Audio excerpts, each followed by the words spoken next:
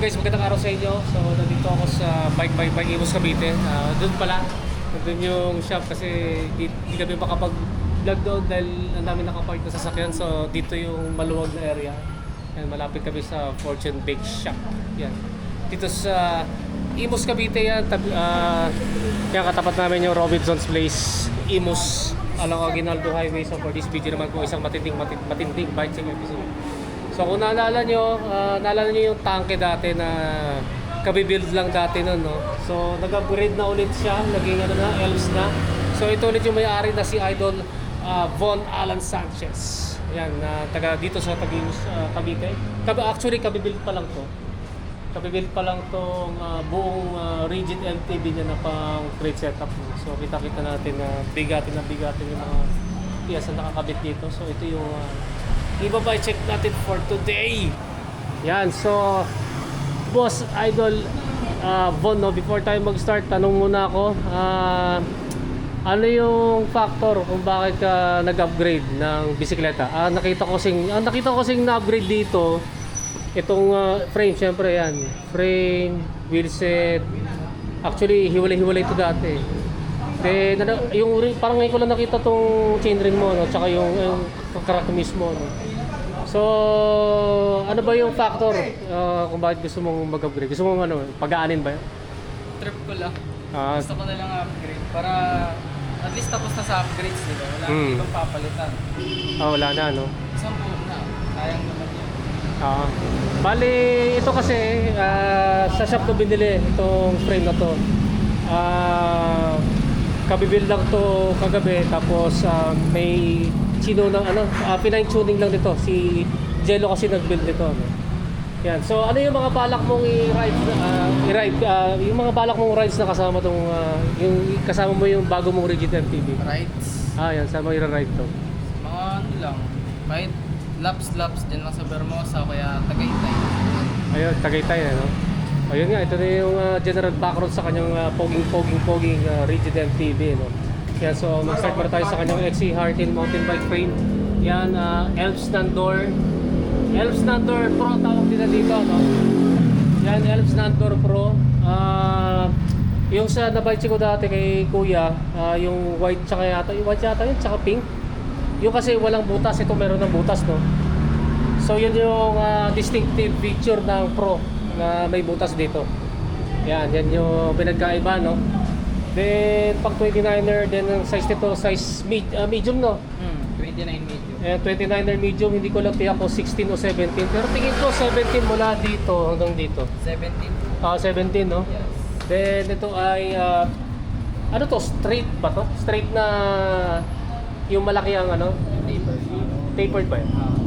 Yan yung steerer tube, no? Kasi naka na to, internal na, no? Fully internal. Yan, naka-full internal na yung sa cable routing, no? Then, yan, pang threaded to, no? Yung pang threaded yung bottom bracket. Yan, pang threaded na bottom bracket shell, yan, pang 31.6. Yan, pang 31.6mm diameter na seat post. Through axle and drop out. Then, ang disc brake caliper mount naman yun ay post mount, no? So, yung Ford ganun pa rin. Yan, yung Coseblo gravel. Yan. So, ito ay 700 of course, yan carbon fiber. Then, tapered yung steerer tube. Yan, through axle and drop out din. Then, ang disc brake caliper niya, caliper mount naman yan ay flat mount. Yan, may adapter siya, no? Dahil 160mm yung rotor. Yan yung sa kanyang gravel rigid fork. Then sa next naman sa cockpit. Ito bago rin to, no? Yes. Ano nga ba na to?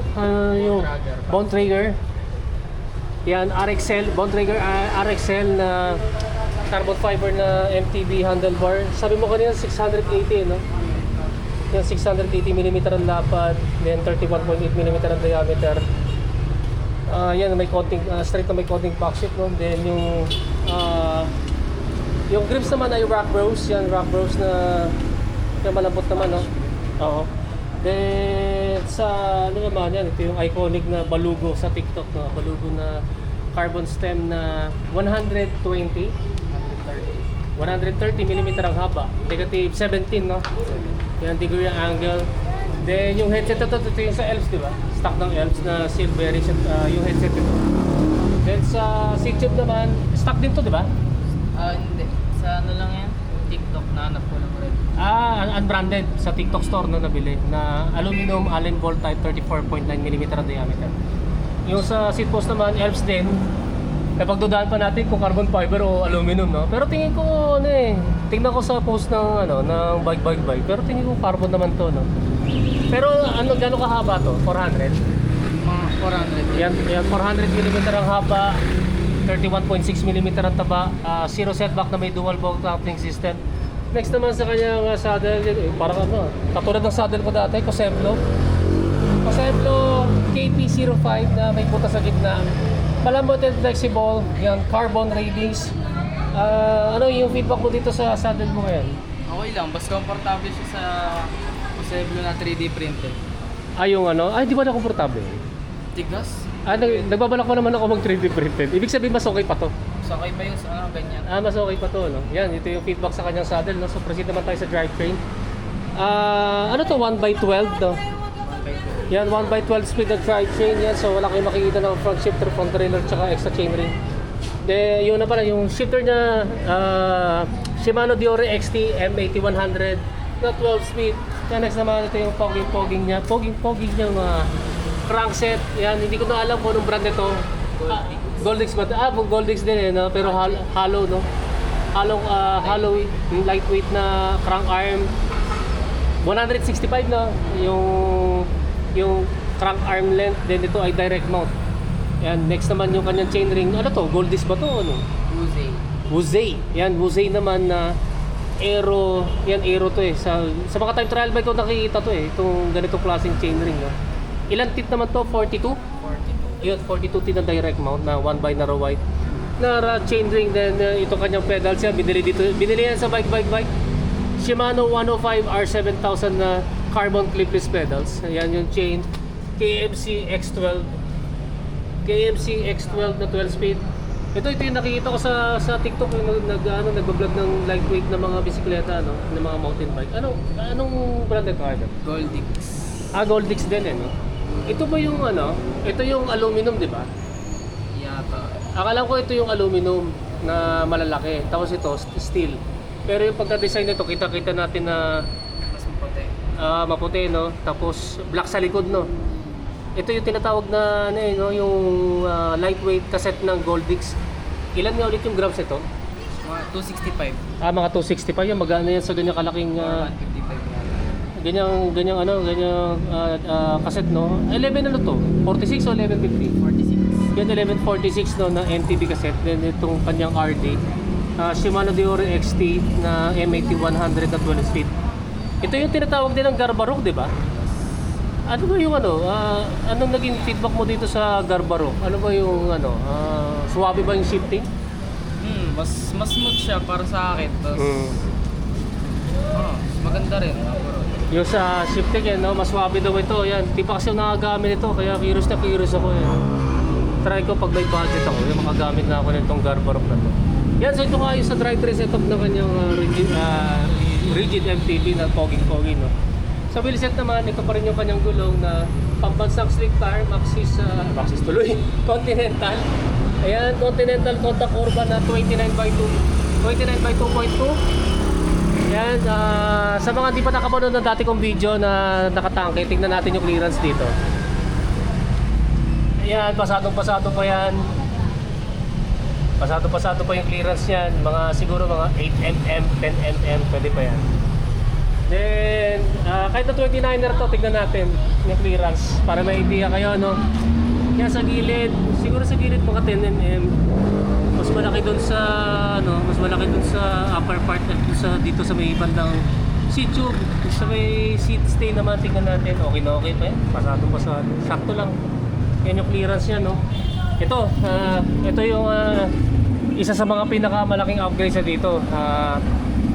Dati kang naka-aero rims na aluminum, di ba? Ngayon naman carbon fiber. Sabi mo kanina, tawag doon yung Meroka, no? Meroka carbon rims. Ngayon lang naka ng Meroka na carbon rims. So hindi pa natin ma-review to. Kasi nga bago pa lang, bagong build pa lang. Pero sa itsura, poging-pogi. Parang gusto ko tuloy mag-carbon rims. yan, ito yung carbon. Pero nagbebenta din sila ng ano, di ba? Nag-set, no? Wheel set, no? Kaya nagbebenta sila ng rim set. Ito, inopted niya sa rims. Tapos yung spokes nito, tanda ko Feliz na 26er. Kasi kaya 26er to kasi malalim to eh. Kaya kailangan maikli yung spoke. Tapos itong yung nipples, brass nipple to na CN brand na brass nipples. DT Swiss na ba to? DT Swiss, sorry. DT Swiss na pala to. Yan. So, hindi lang kasi makahanap pa ng pillar na 26er, di ba? Bira. Kasi ako 2018 pa ako nakabili nun eh. Minsan lang. Try mo sa Quiapo, makabili nun. Yung pillar spoke, baka meron ka pa mahagilap dun. Yan sa Quiapo, sa may mga mararaming shop eh, no? Then ito yung pinakasikat na hubs, yung Speed 1 Sniper. Ano itong version na to? Version 3. Yan, version 3 na Speed 1 Sniper na fully ratchet. Yan, pakinggan natin ito, idol, kapag naka-freeway. Patulogin natin. Dito Hindi, lakasan mo.